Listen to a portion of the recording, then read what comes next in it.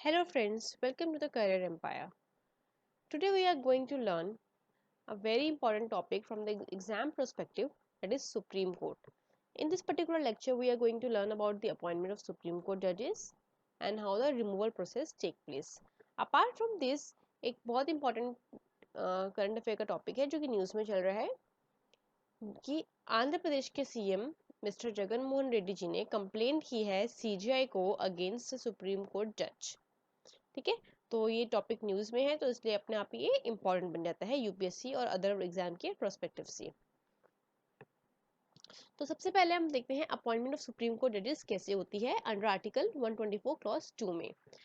हमारे पास supreme court में to जजेस टाइप के जजेस होते हैं। वन इज आपका सीजीआई जो कि एक होते हैं, एंड अदर इज अदर जजेस। जो सीजीआई है वो आपका एक होते हैं और बाकी के आपके अदर जजेस होते हैं।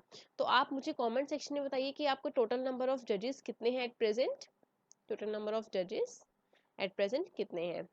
ठीक है, तो दोनों की ही अपॉइंटमेंट जो होती है वो कौन करता है, जैसे सीजीआई हो या अदर जजेस, प्रेसिडेंट के द्वारा की जाती है, by the president.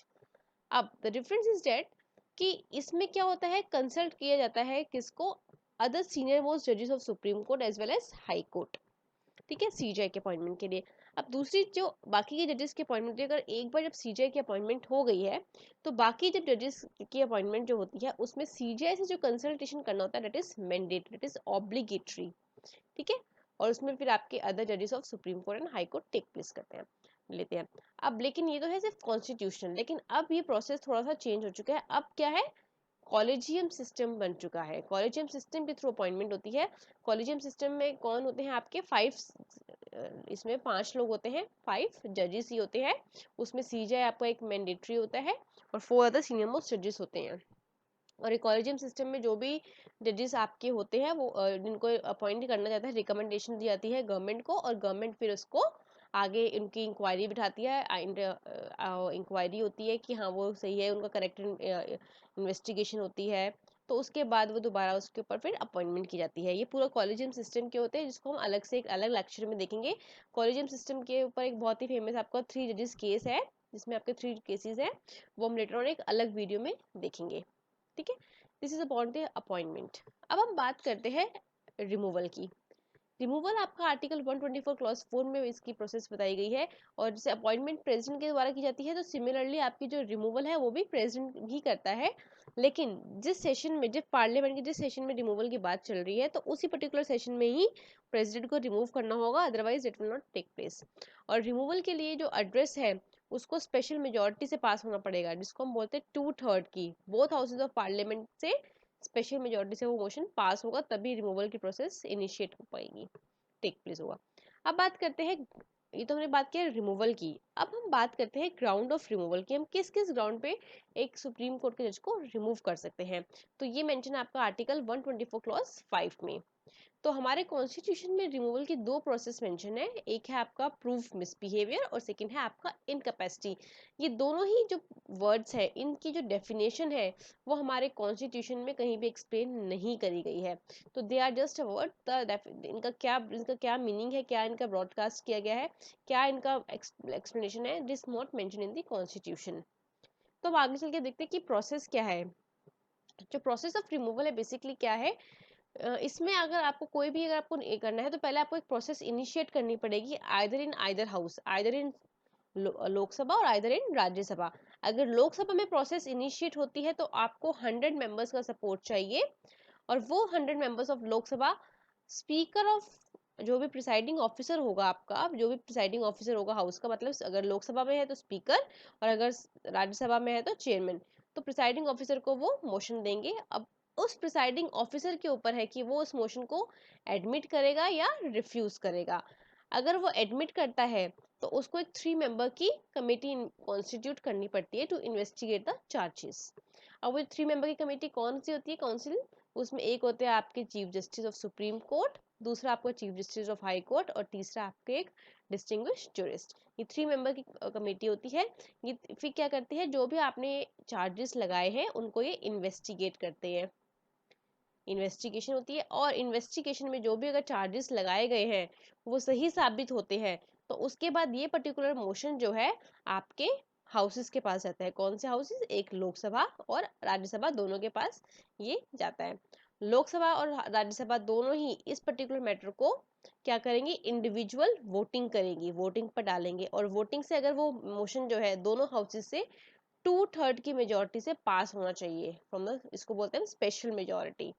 Special majority से इंडिविजुअली दोनों हाउसेस से वो पास होना चाहिए, और दोनों हाउसेस से पास होने के बाद फिर ये मैटर जाता है आपका प्रेसिडेंट के पास। फिर फाइनली प्रेसिडेंट इसके ऊपर अपना असेंट दे देंगे, और उसके बाद जो है रिमूवल की प्रोसेस टेक प्लेस होगी।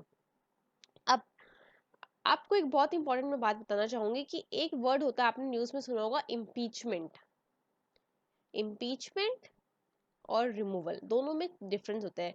कभी भी जजेस के लिए हम इम्पीचमेंट वर्ड यूज नहीं करते हैं, we always use removal word. Impeachment word सिर्फ और सिर्फ यूज होता है प्रेसिडेंट के लिए, क्योंकि प्रेसिडेंट के केस में क्या होता है, प्रेसिडेंट के रिमूवल के केस में कि इसमें आपके लोकसभा और राज्यसभा से डायरेक्टली बिल पास हुआ, और जैसे बिल पास हुआ और ये आपका प्रेसिडेंट ने रिमूव कर दिया, पार्लियामेंट्री एक्शन हुआ ये। और लेकिन इस केस में क्या हुआ, ये एग्जीक्यूटिव एक्शन हुआ। पार्लियामेंट और लोकसभा ने तो कर दिया, लेकिन उसके बाद प्रेसिडेंट इसको करेगा, प्रेसिडेंट के असेंट होने के बाद ही एग्जीक्यूटिव एक्शन हुआ, तभी इनकी रिमूवल प्रोसेस इनिशिएट हुई। ठीक है, तो this is all about the removal process of supreme court जजेस। ठीक है, फाइनली प्रेसिडेंट उस पर ऑर्डर कर देगा। अब हम बात करते हैं जो आपका करंट का इशू है, कि आंध्र प्रदेश के जो सीएम है मिस्टर जगन मोहन रेड्डी जी ने एक कंप्लेंट दी है टू द सीजीआई। कौन है हमारे सीजीआई? शरद अरविंद बोबडे जी, जस्टिस शरद अरविंद बोबडे जी। उन्होंने एक कंप्लेंट दी है, एक लेटर लिखा है रिगार्डिंग अ सुप्रीम कोर्ट जज एनवी रमन्ना के लिए, एनवी रमन्ना के लिए। अब बेसिकली क्या हुआ, this is a very unprecedented move by the CM Jagan Mohan Reddy ji. अब इस पर्टिकुलर में जो उन्होंने जो एलिगेशंस लगाए हैं, सिर्फ मैं एलिगेशन वर्ड यूज कर रही हूँ, दे have not proved right now, सिर्फ एलिगेशंस जो है लगाए हैं मिस्टर जस्टिस एनवी रमन्ना जी के अगेंस्ट। तो और उन्होंने रिक्वेस्ट की है स्टेट जुडिशरी को टू मेंटेन न्यूट्रलिटी। बेसिकली इसमें क्या हुआ है कि उन्होंने क्या एलिगेशंस लगाए हैं कि जो जस्टिस एनवी रमन्ना जी हैं वो जो है सुप्रीम कोर्ट के जजेस का रोस्टर को इन्फ्लुएंस कर रहे हैं, और जो भी अपोजिशन पार्टी के अगेंस्ट केस आता है तो वो उसमें वो अपने फेवर वाले जजेस को वो रोस्टर में दे देते हैं। ठीक है, उनको ही वो केसेस एलोकेट करते हैं, और वो जो सारे एलोकेट है उस पर स्टे लग जाता है। उन्होंने जो प्रीवियस पार्टी है वो उन्होंने कुछ एलिगेशंस लगाए हैं उनके ऊपर, कि उन्होंने जब इंक्वायरी बिठाई regarding the ruthless exploitation of natural resources, grabbing of land from small and marginal farmers, corruption, ये सारे के सारे जो चार्जेस है प्रीवियस गवर्नमेंट पे लगाए थे। तो जैसे दूसरी गवर्नमेंट पार्टी अपोजिशन में आती है, रूलिंग पार्टी बनती है, जो कि रूलिंग पार्टी है आपकी वाईएस जगनमोहन रेड्डी जी की। तो इस पार्टी ने दूसरी प्रीवियस पार्टी के ऊपर ये एलिगेशंस लगाए थे regarding the ruthless exploitation of natural resources, grabbing of land, जिसे अमरावती लैंड स्कैम के नाम से भी जाते हैं। तो ये सारे के सारे जो स्कैम्स है, तो बेसिकली यहाँ पे जो पूरी की पूरी जो इशू आ रहा है, ये आ रहा है पॉलिटिकल बाइस का। जो एलिगेशंस लगाए गए इन शॉर्ट ये पॉलिटिकल बाइस के हैं। ये जो सुप्रीम वहाँ का जो हाई कोर्ट है वो थोड़ा सा पॉलिटिकल बाइस हो रहे हैं, कुछ जजेस जो है वो पॉलिटिकल बाइस्ड हो रहे हैं वो। और पॉलिटिकल बाइस उनको कौन इन्फ्लुएंस कर रहा है? Justice NV Ramana, as per the allegation imposed by the CM of Andhra Pradesh. ये कहाँ के हैं? आंध्र प्रदेश के। तो ये एलिगेशंस ही हैं, they have not prove, these all are the allegations हैं। ठीक है, तो ये सारे के सारे एलिगेशंस हैं। तो हम देख लेते हैं जस्टिस एनवी रमन्ना के बारे में, कौन है वो। तो जस्टिस एनवी रमन्ना जो है प्रीवियसली आपके दिल्ली हाई कोर्ट के जज रह चुके हैं, चीफ जस्टिस रह चुके हैं, और ये एक्टिंग चीफ जस्टिस भी रह चुके हैं आंध्र प्रदेश हाई कोर्ट के। ये आंध्र प्रदेश से ही बिलोंग करते हैं, और ये previously president of Andhra Pradesh judicial academy भी रह चुके हैं, और उससे पहले ही ये एडवोकेट जनरल ऑफ आंध्र प्रदेश भी रह सकते हैं, फॉर्मर एडवोकेट जनरल रह चुके हैं। इनकी रिटायरमेंट होने वाली है 2020 में, इनकी रिटायरमेंट है। और ये मोस्ट प्रोबेबली हमारे नेक्स्ट सीजीआई भी है। जस्टिस शरद अरविंद बोबडे जी रिटायर्ड होंगे, तो हमारे जो नेक्स्ट जो सीजीआई बनेंगे वो जस्टिस एनवी रमन्ना ही होंगे। ठीक है, that's all for today. Do like me, do let me know आपको ये वीडियो कैसा लगा। Thank you.